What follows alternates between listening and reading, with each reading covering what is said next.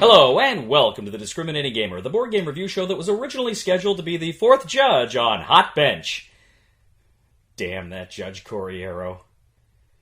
Anyway, ladies and gentlemen, today we're going to go ahead and take a look at Lincoln from PSC.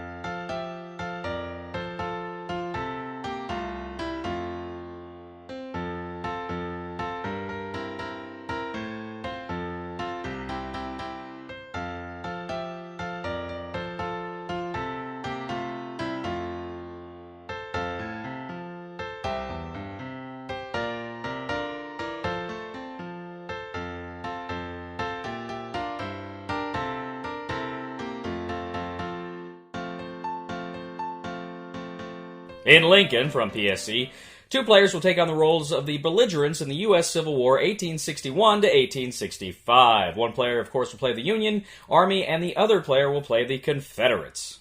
The game board is a map of the eastern United States from roughly the Mississippi area to the eastern coast. You have various cities, as well as rail lines that connect them across the board. Now, at the beginning of the game, each player is going to set up a number of counters, unit counters on their board, on their side, and they're going to draw a number of cards. The Union player, I believe, begins with 6. The Confederates, I think, start with 5.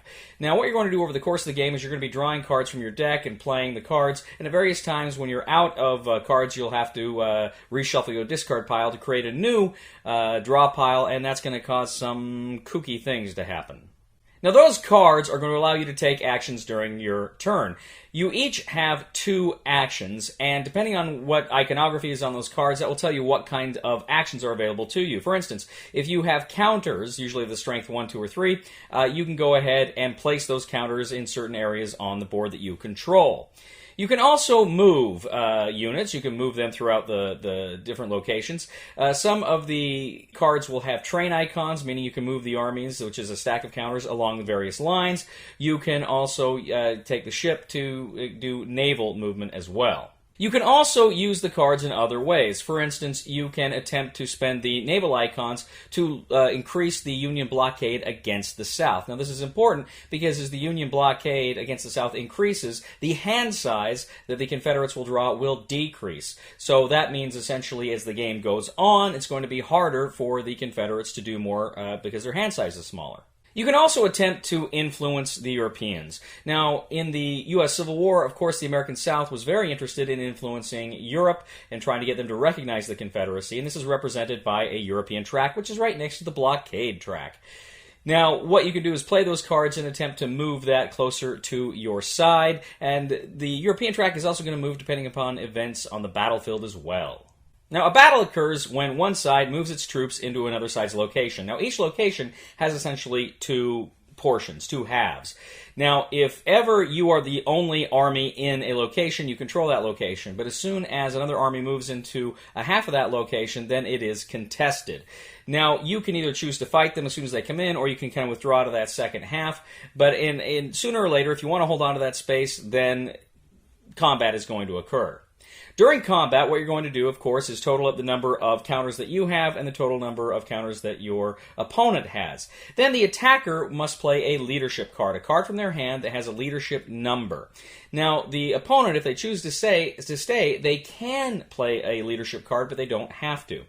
Then players are both going to reveal their cards, and you're going to add up the total strength of the counters plus the total strength on the leadership card plus any other modifiers that may come into play, and whoever has the most strength wins that battle. The other side must withdraw.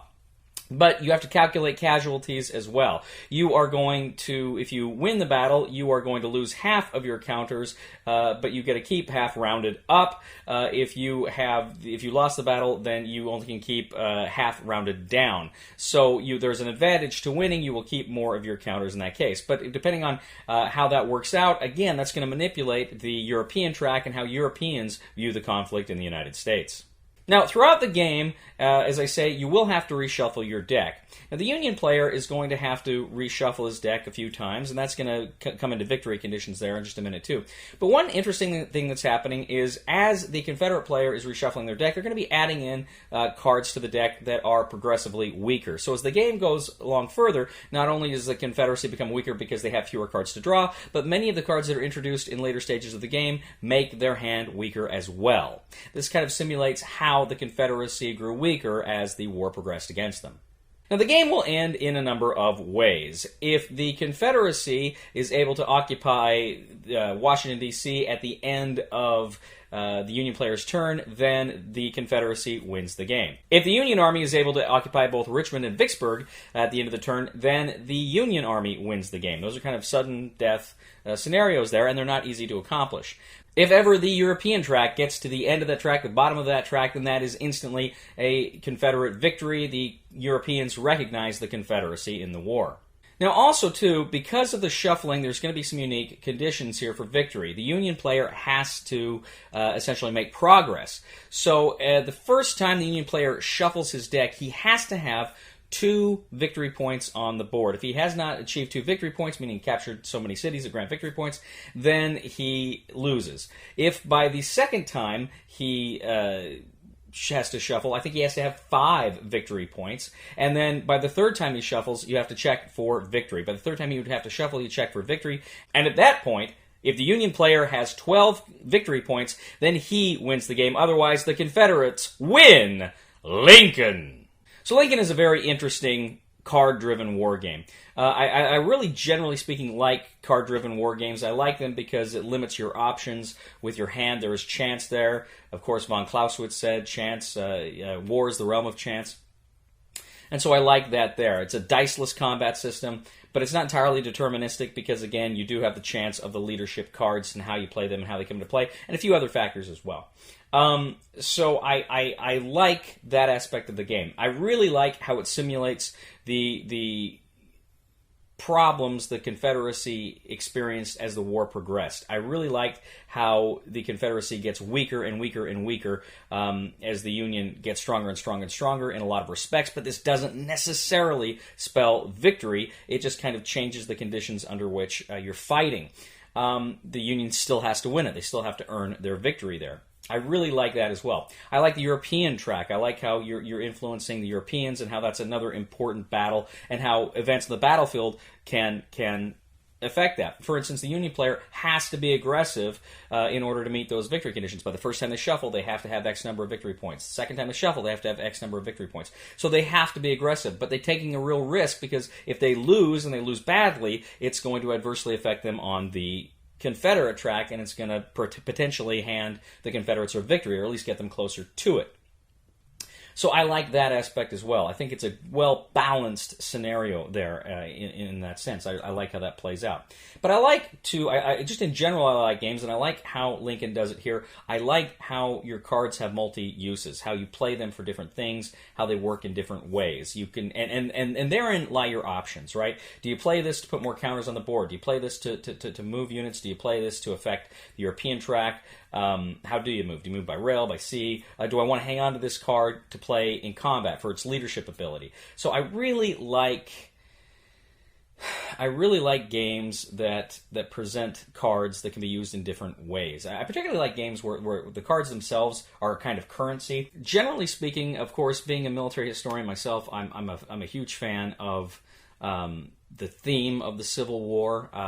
Perhaps the regular viewers will know last summer I was able to tour some of the Civil War battlefields. I went to Antietam and I went to Gettysburg, which I absolutely fell in love with.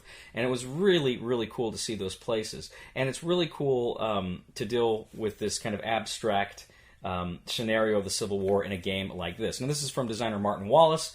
He's not known primarily for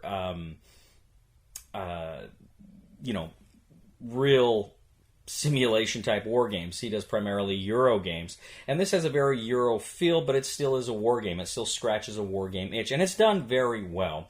Long story short, I absolutely loved Lincoln. I thought it's a fantastic game So if you're looking for a game that kind of has almost a war game that has almost a Euro-y feel, and this is not a Euro game, but it almost has got that Euro-y feel to it, I think you'll get a kick out of it. I think this is a good... I think if you are a Euro gamer and not a war gamer, I think this is a game that you can play and enjoy and really have fun with. And if you are a war gamer, I think you will appreciate the strategic choices here, decisions that you have to make, like I say, how the cards limit you and the different ways you can use them and the different factors that are going on the board that can contribute to victory. I really think this is a game that pretty much a lot of people, a lot of gamers will enjoy, and I have absolutely no problem recommending this one wholeheartedly. Recommendation for the Discriminating Gamer for Lincoln is buy it.